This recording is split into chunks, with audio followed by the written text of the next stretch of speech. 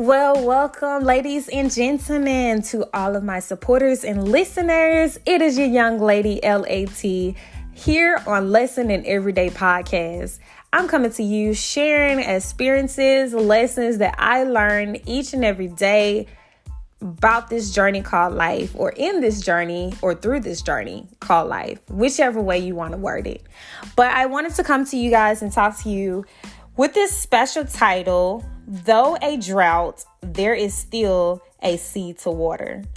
So I'm going to read a couple of scriptures that I looked up that pertains to a drought season and also a seed that has to still be watered. 1 Corinthians 3:6 says, I planted, Apollos watered, but God gave growth. Jeremiah 17:7-8. Blessed is the man who trusts in the Lord, whose trust is the Lord. He is like a tree planted by water that sends out its roots by the stream and does not fear when heat comes, for its leaves remain green, and is not anxious in the year of drought, for it does not cease to bear fruit. So I wanted to share with you guys about the season when it's a drought. Sometimes in life, we have seasons where it's silent. We feel like there is nothing happening.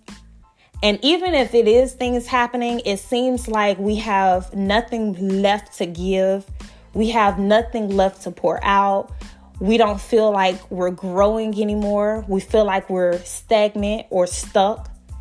And it's just a season. And I feel like those difficulties, the challenges, the unknown, those things that we're facing, the battles that we're fighting, or the spiritual war that we're in, is all a part of the drought season.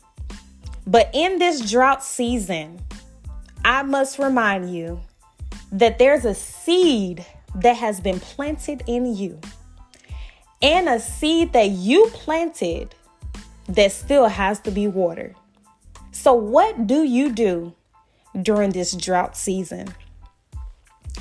If you really read or think about the scriptures I read from Jeremiah 17:7-8 and 1 Corinthians 3:6, though the seed is planted and we may water it, and in a drought season it's dry, right?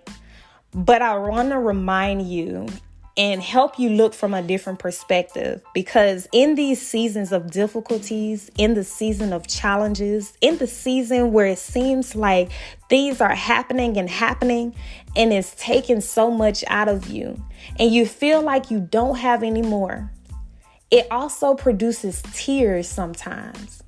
And I believe that those tears are just what it is to water that seed. The seed that's been planted already. Your tears in this season, your cry out, your prayers, I believe is the watering of that seed. And yet alone, God is the one that decides when that seed will produce, when that seed will grow, when that seed will uproot and blossom, right? So don't get weary in well-doing. I want to remind you to keep the faith. And remember, that seed that's planted in you, it still has to grow, because it has to produce something greater that has been stored in you, that has been deposited in you. It has to bring the best out of you, right? But you got to be patient, because it's still a process. So in this drought season, your tears just might be the water for that seed. But God is the source of the growth. I hope you're getting what I'm saying, and I hope this is helping somebody. I want you to be reminded that you still must seek God for the growth and watch and wait for him to grow, the seed that was planted, as you water it. You still got to water. Though the season may not be the best season, you still got something to water. So what you're going through might be producing a seed that has to grow. Remember, challenges, difficulties, and the unknown might be causing the drought, but in the drought, God still has a plan to get water to grow the seed. Don't you give up and don't you give in. I want to remind you there's a seed to grow, a harvest season to come, but you got to be willing to seek God, trust him, and be patient. Those are some key points and some keys that you must hold on to and use in your drought season. You guys, don't be discouraged. Don't give up and don't give in. I truly believe in you, and I believe that you can stand steadfast, be unmovable, unshakable in this season, and you can hold tight.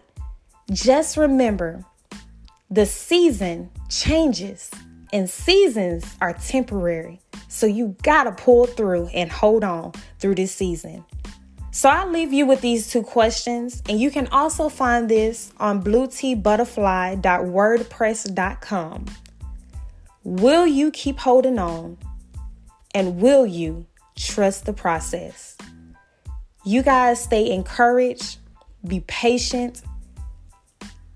Weeping may endure for a night, but joy cometh in the morning. You guys stay encouraged. I love you guys. Remember to love and encourage others. And always find a way and time to smile, because your smile may be the very first, the last, and the only smile that someone sees and may need today. Be blessed.